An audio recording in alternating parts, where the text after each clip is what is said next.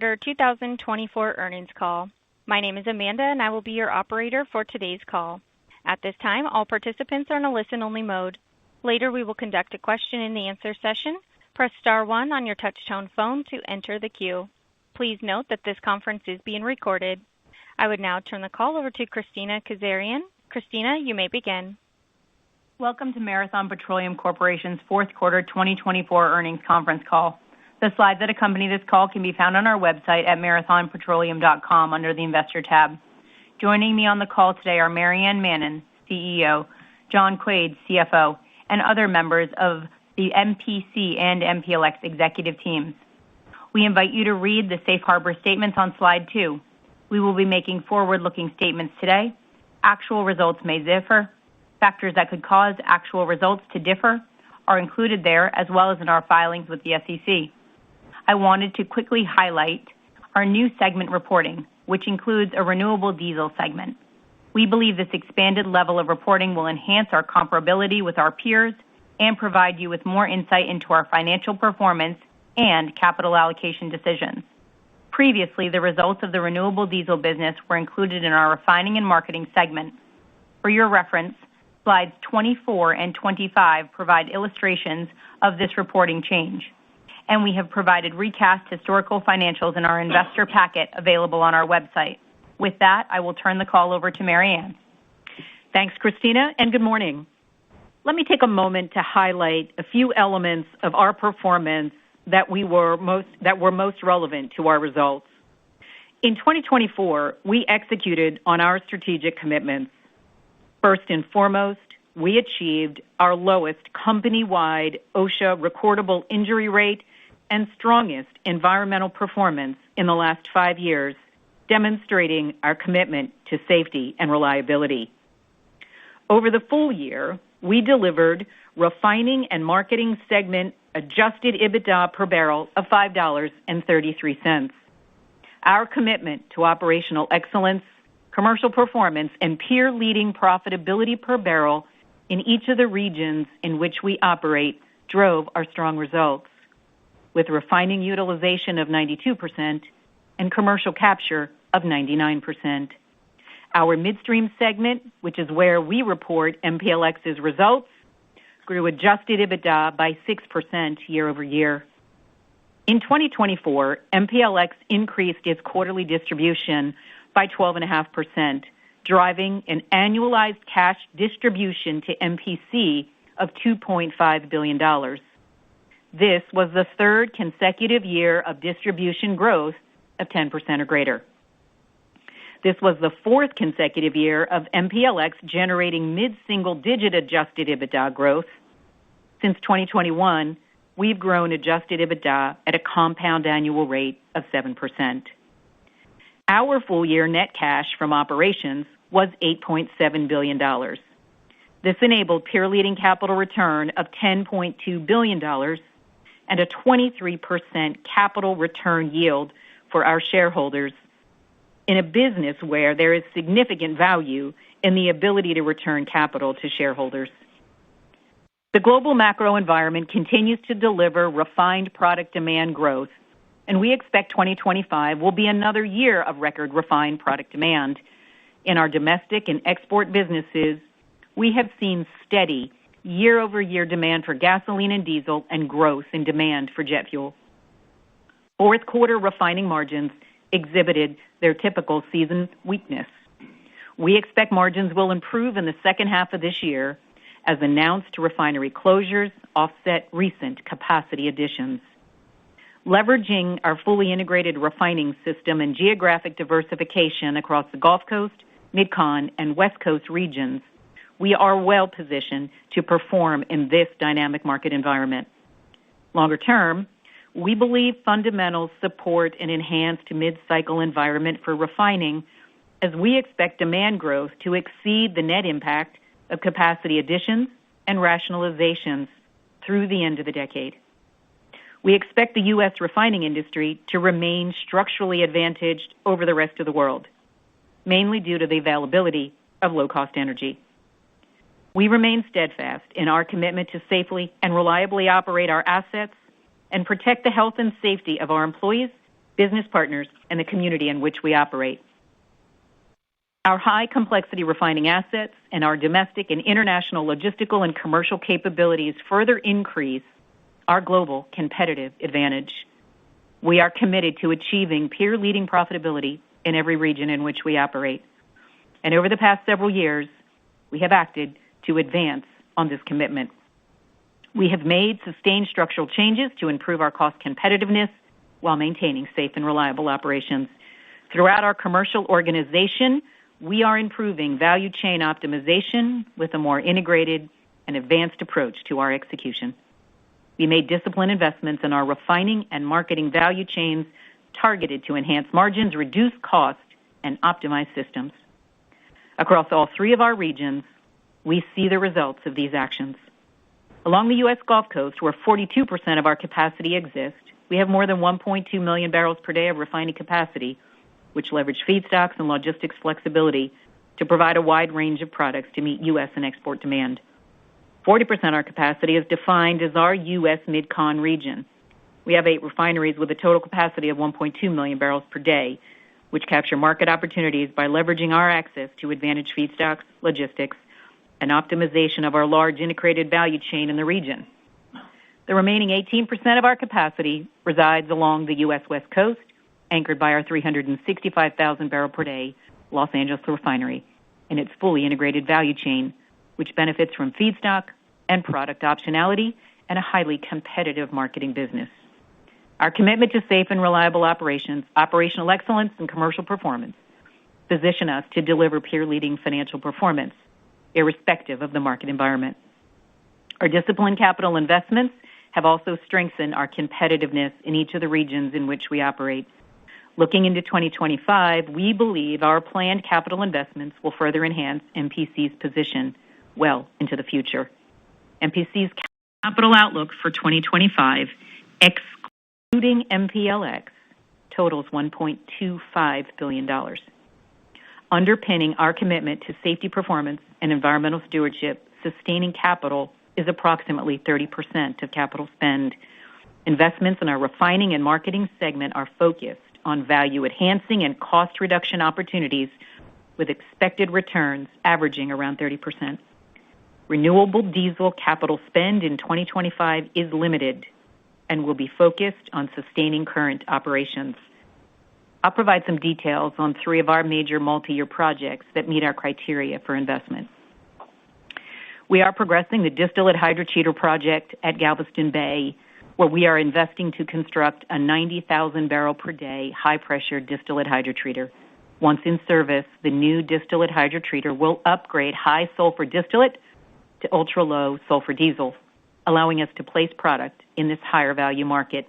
This project is expected to be completed by year-end 2027 and generate a return of over 20%. The Los Angeles refinery is a core asset in our West Coast value chain and one of the most competitive refineries in the region. This low-carbon refining investment, once completed, is expected to further enhance its competitiveness by integrating and modernizing utility systems to improve reliability and increase energy efficiency. Additionally, a portion of the improvements address a regulation mandating emissions reductions for all Southern California refineries. The improvements are expected to be completed by the end of this year. We expect to generate a return on our investments of approximately 20%. The Robinson Product Flexibility Project is expected to further extend the competitive position of our Mid-Con value chain by shifting yields to higher value products. This investment will increase the Robinson refinery's flexibility to maximize jet production to meet growing demand. We expect the project to be completed by the end of 2026 and generate a return of approximately 25%. The strategic investments at our Galveston Bay, Los Angeles, and Robinson refineries ensure we provide the clean burning fuels the world demands and further strengthen the competitive positions of our U.S. Gulf Coast, West Coast, and Mid-Con value chains. This morning, MPLX also announced its 2025 capital outlook of $2 billion, including $1.7 billion of growth capital and $300 million of maintenance capital. Approximately 85% of its growth capital will be allocated to investments to grow MPLX's natural gas and NGL businesses in support of expected increased producer activity. MPLX is investing to expand its Permian to Gulf Coast integrated NGL value chain, progressing long-haul pipeline projects, and grow Permian and Marcellus processing capacity. MPLX anticipates mid-teen returns on its growth capital outlook, which will extend the durability of its mid-single-digit growth profile. Over the last 4 years, on average, we have grown our midstream segment adjusted EBITDA by almost 7% per year. The growth of MPLX's cash flows, combined with its strong distribution coverage and low leverage, provides MPLX considerable financial flexibility. We believe MPLX is positioned for additional distribution increases like the 12.5% announced in 2024 in the future. MPLX reached a significant milestone in its NGL wellhead-to-water value chain strategy with the announcement of a project to construct a Gulf Coast fractionation complex and export terminal. MPLX's fully integrated NGL value chain connects the Permian to the Gulf Coast and will supply growing global demand for LPGs.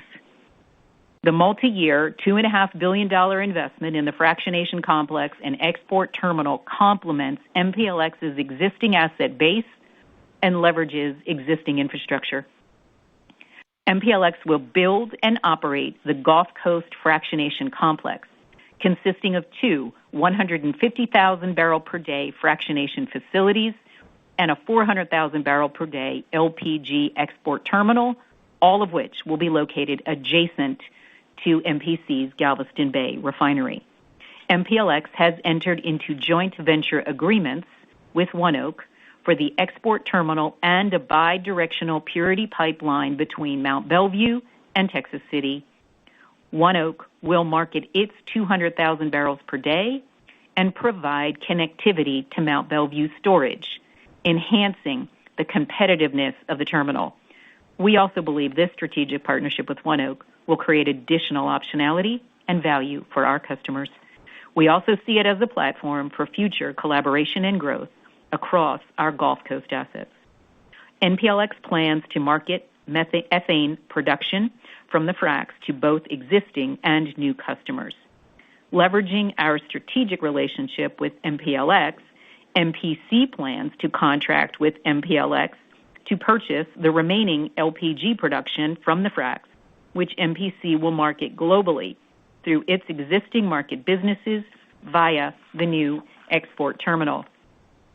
The fractionation facilities are expected to be in service in 2028 and 2029, and the export terminal is expected to be in service in early 2028.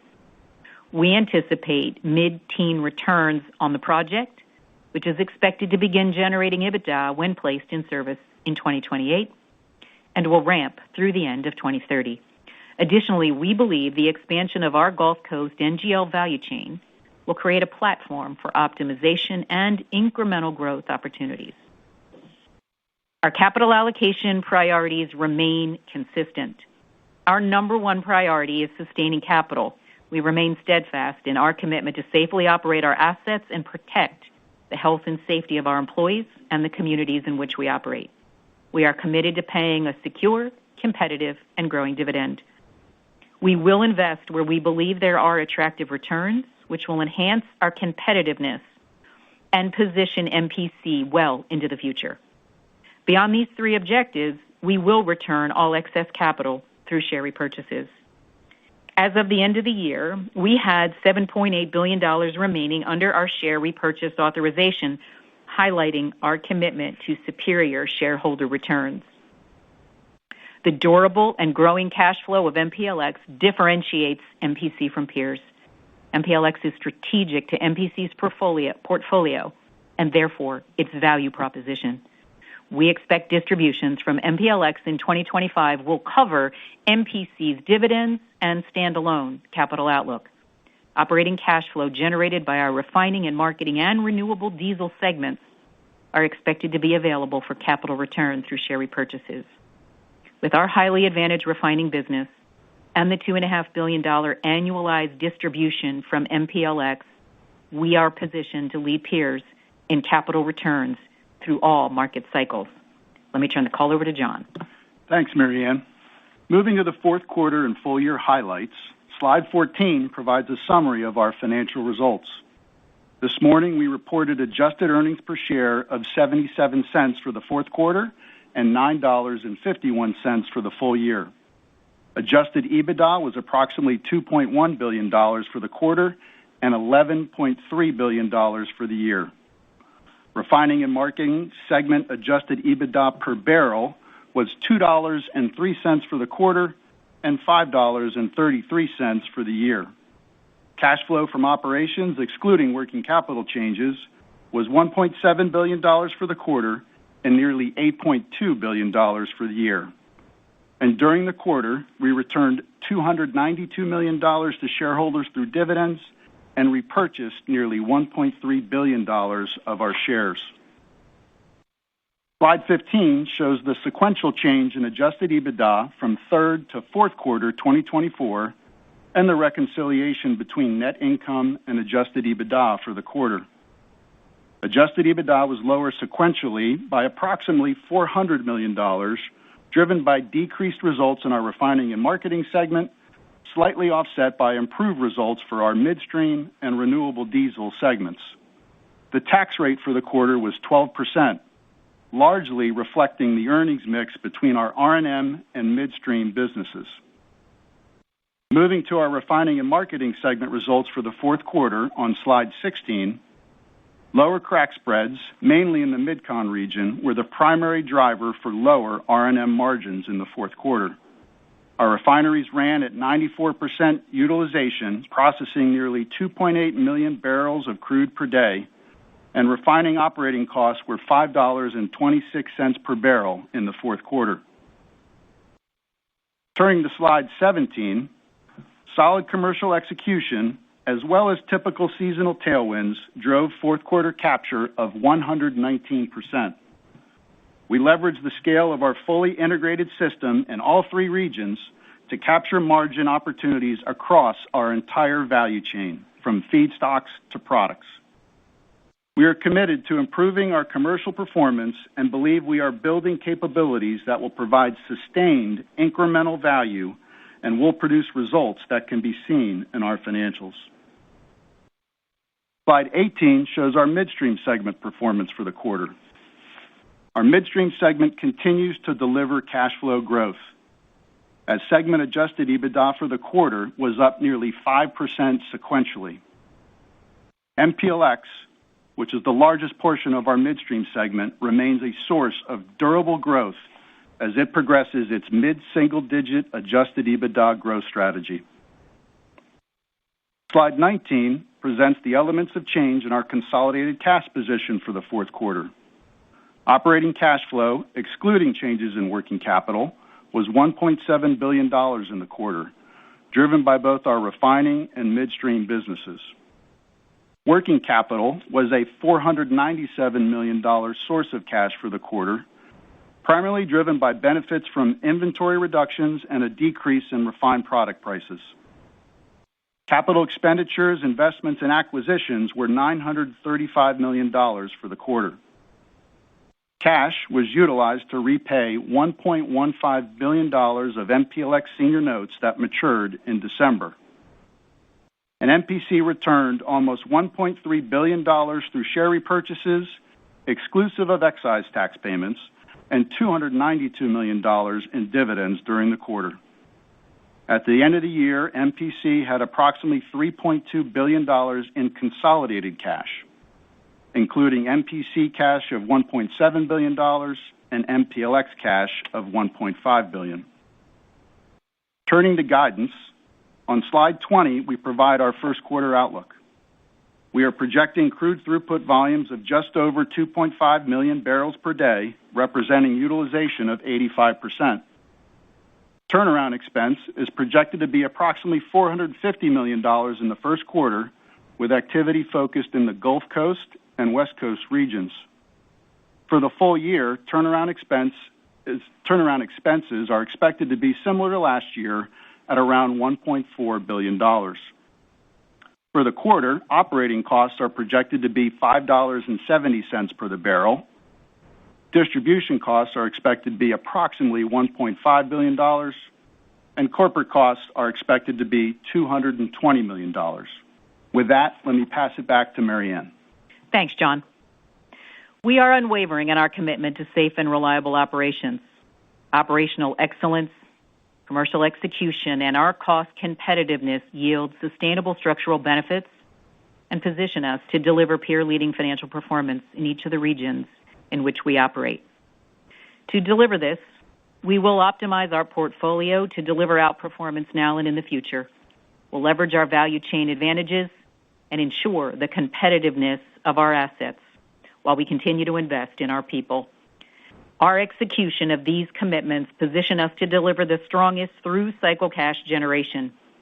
Durable midstream growth is expected to deliver cash flow uplift and expected to deliver distribution increase going forward, a differentiator from our peers. Investing capital where we believe there are attractive returns will enhance our competitiveness now and in the future. We are committed to leading in capital allocation and will return excess capital through share repurchases. MPC is positioned to create exceptional value through peer-leading performance, execution of our strategic commitments, and its compelling value proposition. Let me turn the call back over to Christina. Thanks, Maryann. As we open the call for your questions, as a courtesy to all participants, we ask that you limit yourself to one question and a follow-up. If time permits, we will re-prompt for additional questions. We will now open the call to questions. Thank you. We will now begin the question and answer session. If you have a question, please press star, then 1 on your touch-tone phone. If you wish to be removed from the queue, please press star, then 2. If you are using a speakerphone, you may need to pick up the handset first before pressing the numbers. Once again, if you have a question, please press star, then 1 on your touch-tone phone. Our first question comes from Neil Mehta with Goldman Sachs. Your line is open. Yeah, thanks, Maryann and team. I guess the first question is just on the refining side. There was a $543 million positive capture impact in the quarter, 119% capture. And curious, how much of that was seasonal? Typically 4Q you tend to capture well versus commercial. And anything you can do to kind of unpack it either regionally or in terms of what the underlying drivers of that capture beat. Yeah, thanks, Neil. Good morning again. So, look, as you look back over our last several fourth quarters over the past few years, our fourth quarter tends to be one of the strongest quarters. I think if you look at it over the last several years, we've averaged, in a range of about 115, 116. In general, as you know, when we look at capture, there are clearly things that we don't have control over, and then there are the things that we do have control over. As we've been sharing, our objective is to approach 100%. This year, on average, we reached 99 in the refining and marketing opportunity there. So clearly some things that we believe have been structural in the work that we've been doing, we've been sharing over the last couple of quarters, and obviously some of those that have just fourth quarter normal activity. But I'm going to pass it to Rick because I think he's got a few things that he'll give you some specifics on. Yeah, hi, Neil. Let me start by saying thank you for calling this out. This is obviously a significant focus for us, and the team executed extremely well in the fourth quarter. So just a couple of nuggets for you. On the export side, Neil, we've been stating quarter after quarter that we're leaning into our export strategy, and the fourth quarter was a great example of that. Our assets ran extremely well across the board, and we were able to lean into our export strategy and set records on volume and margin. So that's a piece of the puzzle, Neil. And then secondly, an area that we don't speak much of is asphalt, but I will say we had great execution on the asphalt front, allowing us to take advantage of improved asphalt spreads and execute our strategies driven by strong asphalt retail sales. So those are just a couple of nuggets, Neil. There's many more, but I'll just leave you with those two. Thank you, Rick. And the follow-up is just on MPLX and the wellhead-to-water strategy. The mid-teens returns that you're targeting on this, can you talk a little bit about some of the underlying assumptions? And is it fair to say that even though capital is coming in a little higher at the midstream side of the business, given the framework that you laid out here, where the buyback is coming from the refining and renewable diesel business, higher MPLX spend won't impact the outlook for your ability to return capital? Mm-hmm. Yeah, Neil, certainly. Let me try to answer those questions for you. So first and foremost, when we think about this NGL wellhead-to-water strategy, you're right. We do expect mid-teens returns. You may know that, over the last several quarters, we have been talking about the opportunity set, but frankly, we've been looking at this project for a period of time. So, underlying assumptions with respect to overall capital that we need to spend, timing of that, markets that we will serve, cost to get implemented, are all things that we have considered and evaluated to be sure that, when we look at this project, that, we're confident in these mid-single-digit returns. I think the next question that you asked was really about capital and whether or not the capital that we would be spending in MPLX has implications for MPC. So the answer to that is no. As you know, MPLX has really solid balance sheet flexibility. When you look at, the debt to EBITDA ratio, we've talked about our ability to be kind of in the range plus or minus 4 times. We're somewhere in a range of 3, so we absolutely have balance sheet flexibility there. Really, all of that $2.5 billion multi-year capital in MPLX is largely MPLX. There's a 70 million piece that is MPC. And then the last part of that is, as we continue to grow that MPLX distribution, you've heard me talk about the 12.5% increase. That's a $2.5 billion distribution to MPC.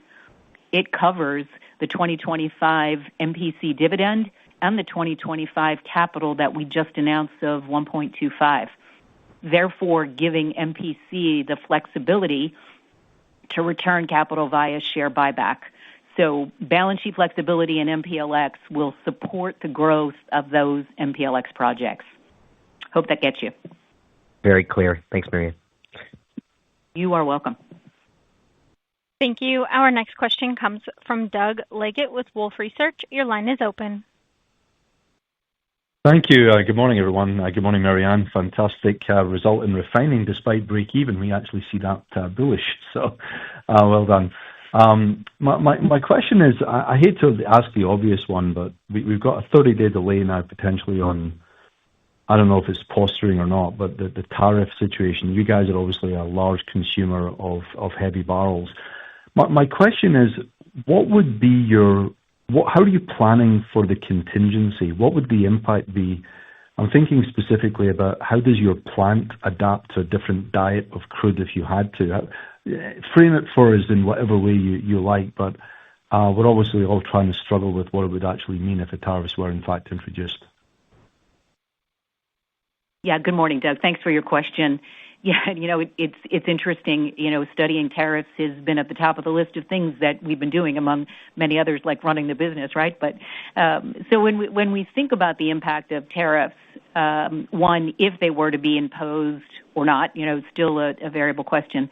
We've got a highly integrated system, and we've got a lot of optionality, and we'll use that optionality. Having said that, as you state, we do process a significant amount of heavy crude. And therefore, we think it's likely, if tariffs were to be put in place in 30-plus days or not, that we would see cost increases. We believe that the majority of that will ultimately be borne by the producer, and then, frankly, to a lesser extent, the consumer. We, MPC, will use our integrated system, our commercial excellence, our operational performance to really minimize the best that we can the margin impact to our financial results.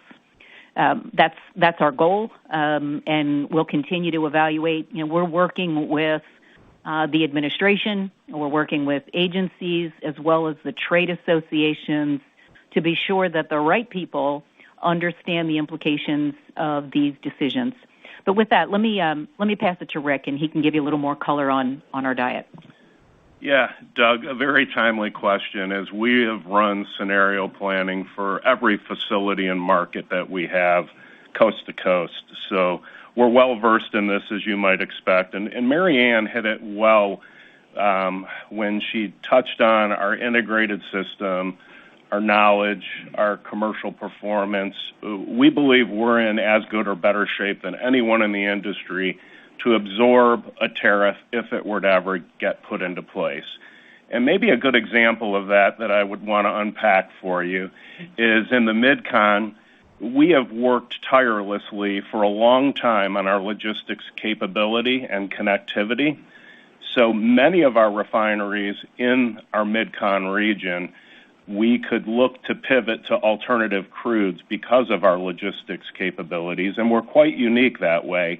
And I would give you crudes to think of such as Bakken, Rockies, Utica, Marcellus as a few. So I want to leave you with every region's different, every refinery is different, but we believe that we have done the scenario planning to make this as least painful as possible. And in fact, we believe at the end of the day in most regions, if not all that we operate in, we'll have a competitive advantage against others who are running significant amounts of Canadian grades.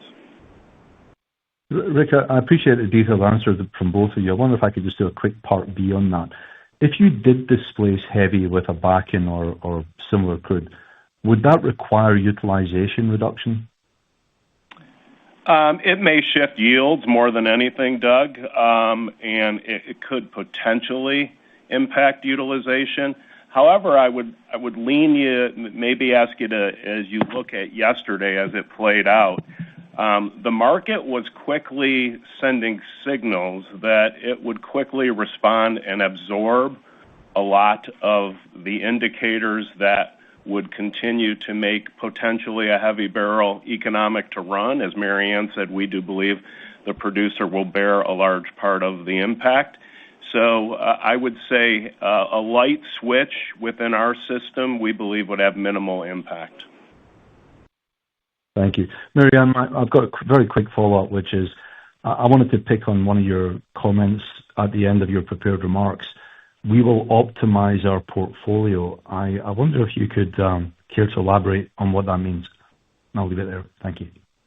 Yeah, certainly, Doug. You know, for the last several years, one of our strategic pillars is to ensure the competitiveness of all of our assets. That has been in place historically and will continue to be in place. We need to be sure that every one of our assets is delivering the cash flow that we expect and is part of our long-term scenario for how we will operate in the future. So we'll continue to look at that all the time. Thank you so much, guys. You're welcome, Doug. Thank you. Thank you. Our next question comes from Manav Gupta with UBS. Your line is open. Hey, Mary Ann, I wanted to congratulate you. I think when you took over the CEO, one of your key goals was that to fully fund the dividend and CapEx at MPC through MPLX. And our models got you there, but we got you there more in 26 and 27. We didn't have you getting there in 2025. So congratulations on that. My question here is, we think about MPC's buybacks as funded by RD and refining, with MPLX funding the dividend and CapEx, but the projects that you announced today could put you on a distribution growth path of 12% for 4 or 5 years. So starting 2026, is it possible that MPLX distribution is not only funding the CapEx, the dividend, but also possible buybacks at MPC? Thank you, Manav.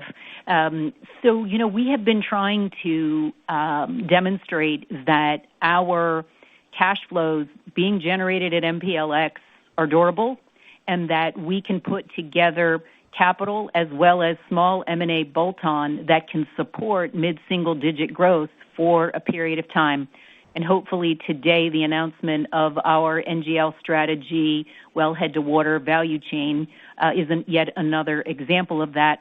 in addition to some of the investments that we made in 2024, expansion of Bengal, as an example, our Summit acquisition in the Utica and Wink to Webster. That 12.5 distribution increase that we announced in November of 2024, we also said we thought had the ability to be sustaining in similar nature for the next several years. So as we continue to grow, we certainly believe that distribution coming back to MPC gives us flexibility for peer-leading capital allocation. We think it's a differentiator, and certainly we believe that that growing distribution to MPC will allow us to increase our share repurchase in the future. Perfect. My quick follow-up is a little bit on the West Coast. Another refinery is probably going to go down at the year end. There are some reports of an unplanned refinery downtime also in the first half now. So just trying to understand from your perspective the dynamics on the West Coast, understanding that the regulatory environment may not be the best, but from the perspective of supply demand, the region might still work for you. Yeah, I think you said it well. As you know, we have made some commitments in investments. I talked about one of them here on the call this morning for our Los Angeles asset. One, we think it is a really efficiency capital investment. We also think, obviously, it meets the required NOx reduction emission requirements going forward, and gives us incremental efficiency and profitability, particularly in a low carbon environment. Certainly, we understand the challenges of doing business in this environment.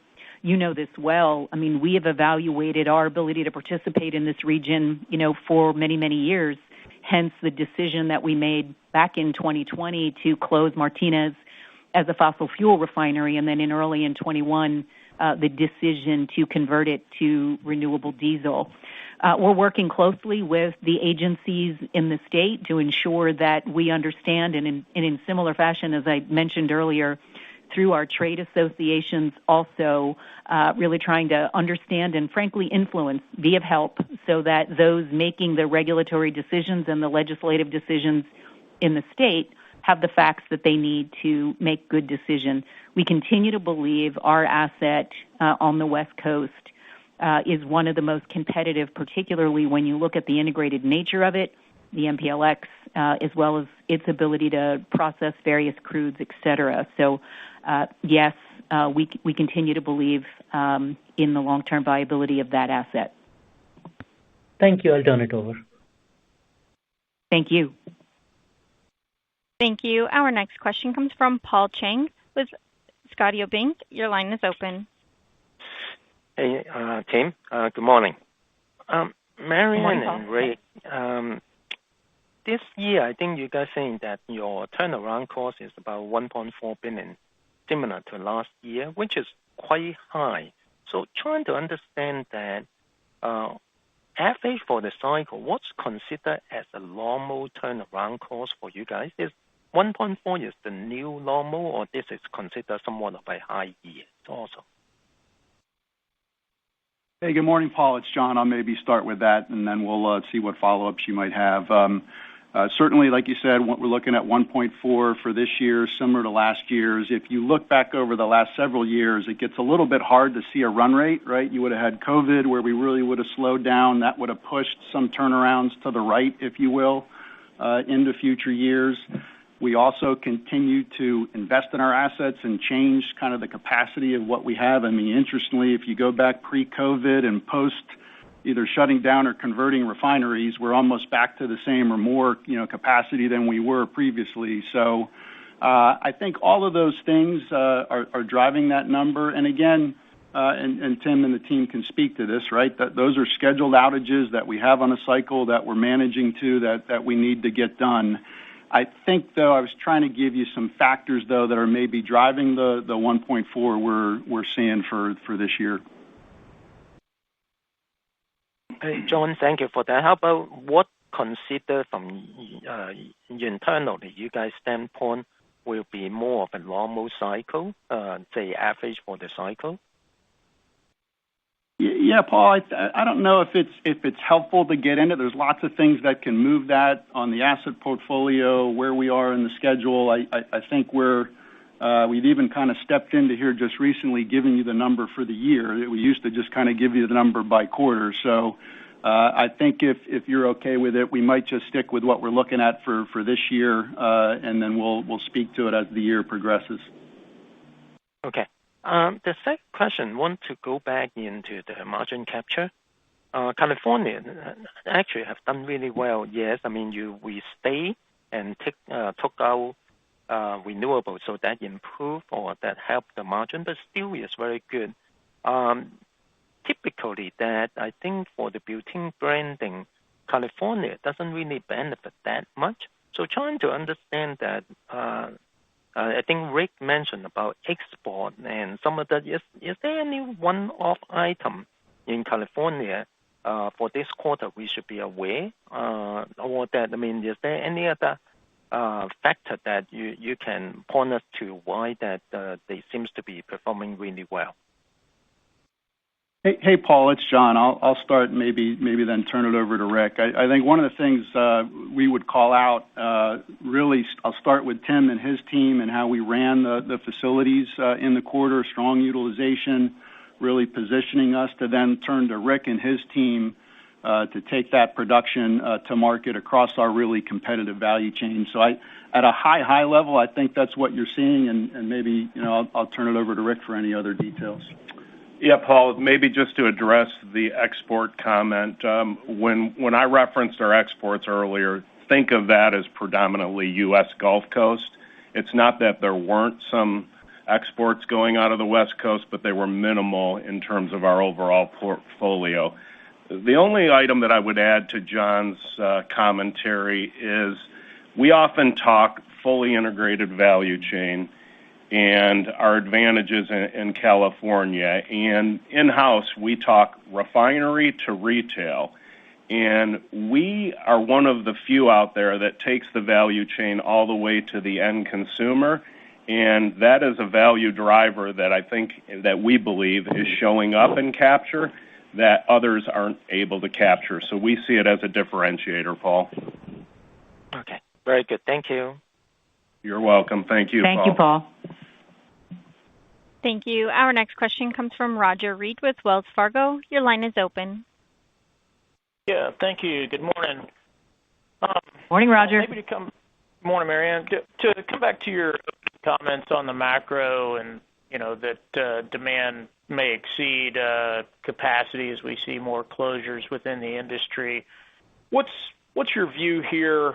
Looking at 25 in terms of demand as we think about gasoline, jet fuel, and then diesel, particularly, we finally got a plus 50 on the ISM manufacturing for this past month.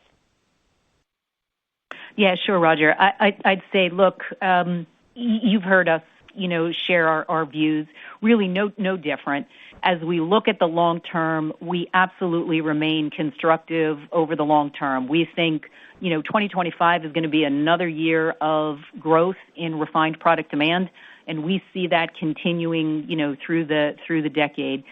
As you know, in 2025, we've got supply coming online, two of which we know. We've talked about Dangote, Dos Bocas, clearly some challenges, particularly in the first quarter here, and even in the fourth quarter with Dos Bocas. And then there's probably about 800,000 barrels a day that we think will be coming offline. One of them we know happening in the first quarter, another one happening in the fourth quarter, which probably won't have much impact in 2025. And then, there's a few I think one in Germany, a couple in Scotland, Europe. And then there's always really what happens with respect to China. So back half of the year, when we look at 2025, we think we should see improvement. We should see margins expanding. Frankly, we're beginning to see a little bit of that as, seasonal unwind begins to occur. In our system, gasoline year over year has been fairly steady, diesel up slightly. And to your point, we've actually seen jet demand growth, which is what you would expect as well. So overall, we remain constructive long term. Think the back half of 25 could look better. China, always an interesting dynamic. To the extent that's better than we anticipate, could be an accelerator. Obviously, some of the decisions that are being debated here with China would mute that, and we'll have to wait and see, what happens there. So I think that's how I would characterize it, Roger. Appreciate that. And then maybe as an unrelated follow-up, obviously a lot of things going on with the Trump administration on the tariffs and all, but there's also in the executive orders a lot of things to roll back, a lot of, let's call it pro-sustainable energy or clean energy as it was advertised. What are some of the key things you're watching on that, progress that may or may not be made during 2025? Yeah, Roger, here's what I would say. When we look at our sustainability initiatives, you look at Scope 1, Scope 2, and even our Scope 3 absolute, we remain committed to those. And frankly, last year, we actually increased our target because we were making progress, particularly on methane, as an example. So we'll continue to remain focused on delivering, Scope 1, Scope 2. We'll evaluate what opportunities we have as we look at Scope 3. The whole concept around renewable diesel, you heard me mention perhaps in my remarks that, our focus in the short term is limiting the amount of capital that we're putting to work in renewable diesel. We'll certainly do what we need to ensure the sustainability and the reliability of that asset. Came up to nameplate capacity in the fourth quarter, as we said, and we believe that as we look at 2025, that asset will be profitable. But again, as we look at, we'll watch the variables just really in the whole renewable space. That is certainly one that we'll be looking at carefully as well. I'm going to pass to Jim and see if there's anything that Jim feels is that I've missed in our. Roger, I agree with what Mary Ann said. I think we're going to remain steadfast, kind of the middle of the fairway on our sustainability goals and metrics and kind of watch some of the variables. Great. Appreciate it. Thank you. You're welcome, Roger. Thank you. Thank you. Our next question comes from Jason Gabelman with TD Cowen. Your line is open. Hey, morning. Hey, Jason. Thanks for taking my question. Morning. Hey. The first one on the buyback and the ability to generate cash beyond cash from ops at the parent company. I think you're going to be refinancing $750 million of debt at the parent. So should we think about that being available for use towards buybacks and then any opportunity for buyback for drop downs from the parent down to the MLP? Is that still an arrow in your quiver that you could use? Yeah. Hey, morning, Jason. It's John. Yeah, you're spot on the cash balance and that maturity, right? That was one that matured in September.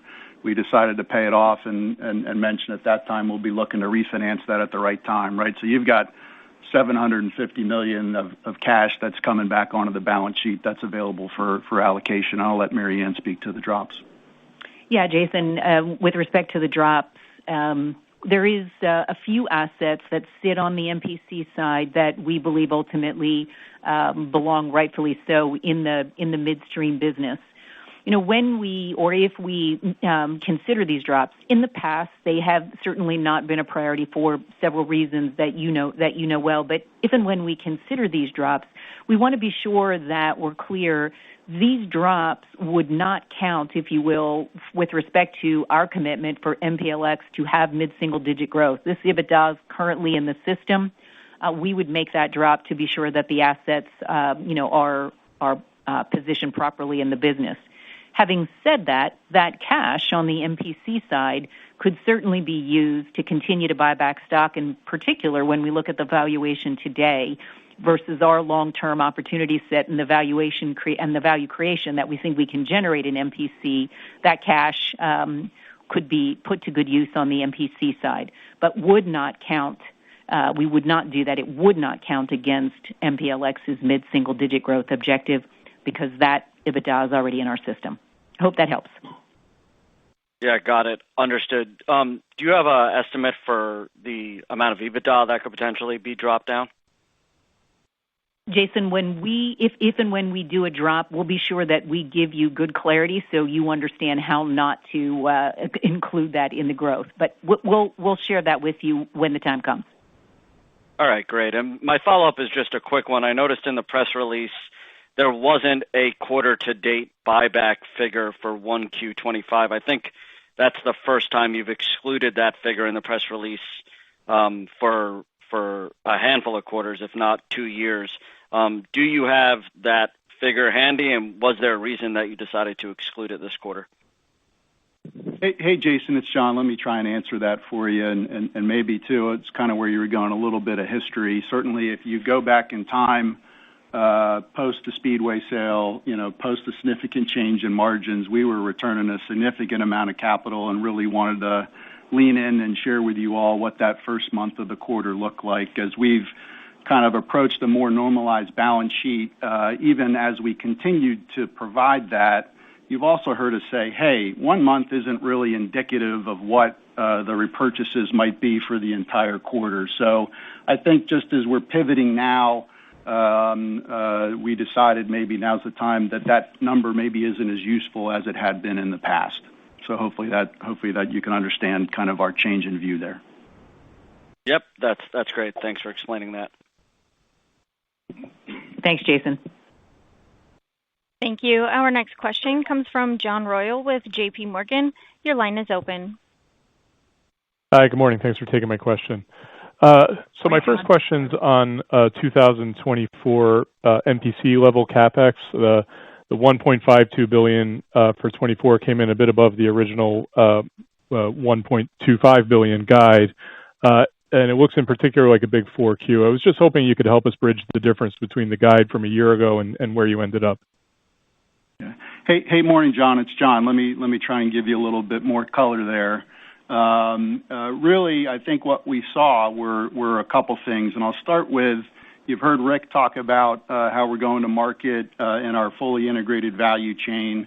And frankly, we saw some really strong opportunities to invest some capital to drive cash flow in the marketing side of our business. That was probably the majority or a larger portion of what drove that. But we also, had some opportunities across the refining base where we saw some projects that we could put money to. So I just give you that as some color where, again, we saw those opportunities and wanted to take advantage of them as we continue to look to drive cash flow growth of the refining and marketing business.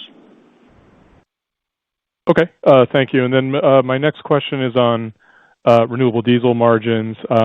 There's a lot of uncertainty in the regulatory environment right now. I was just hoping for your thoughts on RD margins early in 2025 and how you think the 45Z could ultimately play out. Yeah. Hi, John. This is Rick. So with Martinez fully online, as we stated earlier, we continue to expect EBITDA contribution going forward. As you saw in the release, we were positive $28 million in fourth quarter. So we really have a good, stable environment, and we have a great team executing our feedstocks and our product distribution. With that being said, as you said, there remains a lot of uncertainty in this space, and it continues to evolve, right? When you think of our new administration, how does 45Z get implemented, or does it, and at what pace? And then when you have the BTZ expiry, I would tell you I would not make a prediction, but here's what I would say. We will control what we can control. And from a feedstock optimization perspective, we're procuring advantage feedstocks with low CIs and then placing them as you would certainly expect us to in the highest margin markets possible. So won't pretend to say we have a crystal ball in the future. I think we'll watch this closely, but we feel very good about our asset base and our execution. Thank you very much. You're welcome, John. Thank you. Thank you. Our next question comes from Teresa Chen with Barclays. Your line is open. Hi. Can you talk about how much LPG export currently exists within your system just off of your refining assets in the Gulf Coast and maybe the West Coast? And following the FID of the NGL infrastructure projects and MPC's role in marketing those LPGs, what kind of economic uplift would you expect this to bring to MPC, either in terms of capture or EBITDA? Hi, Teresa. It's Rick. Thank you for the question. So when we look at our current footprint, what I'll do, without giving you specific numbers, is tell you that our footprint and our ability to export once the dock is fully commissioned and we're up and running will be significant. We will attack global buyers, and we will go to market in a diversified approach. And what I mean by that is we'll go term, we'll go spot, a percentage term, a percentage spot, a percentage FOB versus delivered. And then from an EBITDA perspective, we have a variety of ranges. It depends on what the market is at that point in time, but we are bullish in this environment with the Chinese PDH units and the global worldwide demand. I would say we have a very optimistic view forward. Got it. And as a quick follow-up, is MPC also marketing ONEOK's portion of the terminal facility, the volumes coming out of the terminal facility, or is it just MPLX's 50% interest? MPC is just marketing the 50% of the dock. ONEOK will be marketing their own barrels. Thank you. Thank you, Teresa. Thank you, Teresa. Thank you. Our last question will come from Matthew Blair with Tudor, Pickering, Holt. Your line is open. Great. Thank you for the questions, and congrats on the strong results. You mentioned record product exports, and we are seeing things like industrial production improve in several Latin American countries, with, I guess, the exception of Mexico. My question is, could you contrast demand trends in the U.S. versus your overseas market? And if you have any sort of a split between gasoline and diesel, that'd be helpful too. Thanks. Yeah, Matt. So what I would tell you is where we're seeing significant demand signals is all things Latin America and Europe. Those are the biggest signals we're seeing. Demand growth is more robust than we have seen in a while. And then when you look at where we are from a split perspective, gas versus diesel, I will tell you diesel's been pretty steady, but we are seeing a significant uplift in gas export demand. Sounds good. And then turning back to the renewable diesel segment, with the 45Z coming in, does this change anything in regards to your RD feedstocks? And I guess in particular, are you looking to run less vegetable oils going forward? And do you run any imported UCO? And if so, would you scale that back going forward?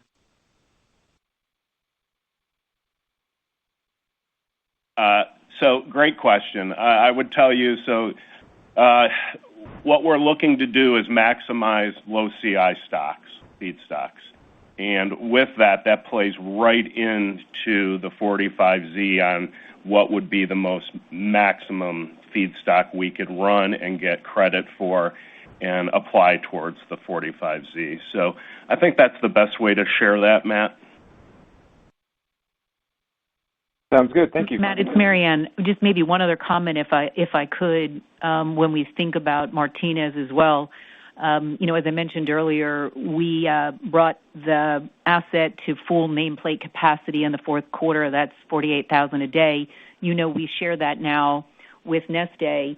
One of the advantages of being at full nameplate is our ability to operate the PTU. And part of the strategic rationale with our developing this long-term relationship with Neste, in particular for Martinez, was to be able to optimize the feedstock. And so we think that'll be a value driver as well into 2025 as we're now able to look at, given the amount of volume that's in place, but be able to look at where those opportunities exist through the commercial lens, in addition to the incentives that are obviously still critical for profitability. Hope that addresses your question, Matt. It does. Thank you. You're welcome. All right. With that, thank you for your interest in Marathon Petroleum Corporation. Should you have more questions or want clarification on topics discussed this morning, please contact us, and our team will be available to take your calls. Thank you for joining us today. That concludes today's conference. Thank you for participating. You may disconnect at this time.